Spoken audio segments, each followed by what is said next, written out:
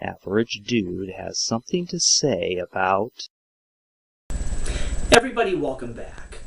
Today's episode deals with one of those topics. I don't shy away from topics that people don't feel comfortable with, or they try to steer away from or come up with some half-ass discussion about it. This is not going to be one of those. This is the non-religious discussion on adultery.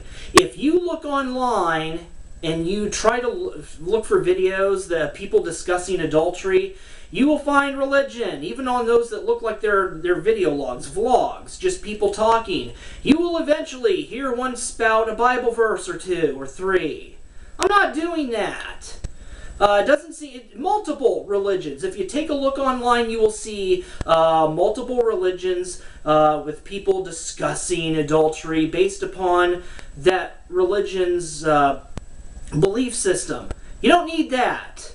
Human beings do not need to look into a book to know that adultery is bad and wrong.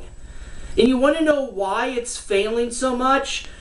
We always take a religious approach to this subject. It never works, because when it's all said and done, you want to know why the problem with families, why they're falling apart, is because we are selfish. We are so selfish that the momentary indulgence is more important than loved ones, family, spouses, children. A stupid fling, a forbidden touchy touch, screwing is more important than your own flesh and blood. I've never understood it. I will for as long as I live, I will never understand it. And it blows me away. I've known people in my life that, unfortunately, I've called some of them friends. They got into the habit of bragging about notches on their bedpost, and ooh, how good they're in bed, and how many they've had, and ooh, and you know what? It never ceases to amaze me that these hypocritical pieces of shit, when their girlfriends or boyfriends or spouses cheat on them, all of a sudden that was too much, and they can never trust their spouse again, even though they've cheated over and over and over. Hypocrites! It never ceases to amaze me how selfish we are. We're unbelievable. Adults, kids, we are so out of control. We do not know how to keep it in the pants. It's such a horrendous and profound weakness in personal character. People who commit adultery have very little character. They're lacking in character. They have to get the urge, they have to satisfy that unnecessary urge at the expense of their families. Families are built and founded on trust. A powerful trust. Very powerful trust. The trust that a wife has with a husband, and a husband has with a wife, and children have with their parents. Trusting their parents. When the world is when they're little, teeny tiny, and the world is big and scary, have you noticed how little kids tend to hide behind the leg or cling to the leg of mommy and daddy when they're out in public? Trust. That trust gets broken in situations like this. The damage is terrible, often permanent. I will never get it. Those of you that pull this shit, I will never understand you. Never. I can't. I've tried, and I just can't. How can you do this?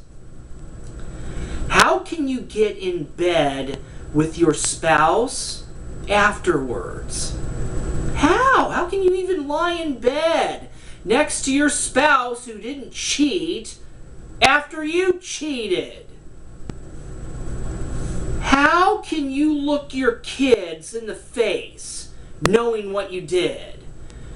How can you look at their little faces while they're getting tucked in at bed and you're turning the light off and they're, I love you, Daddy, and night, night, sweetheart? How can you do that? How can you even look at their smiling faces? That trust and love that they have for you, knowing that you screwed around on them. You don't just commit adultery on your spouse. You're screwing around on your kids.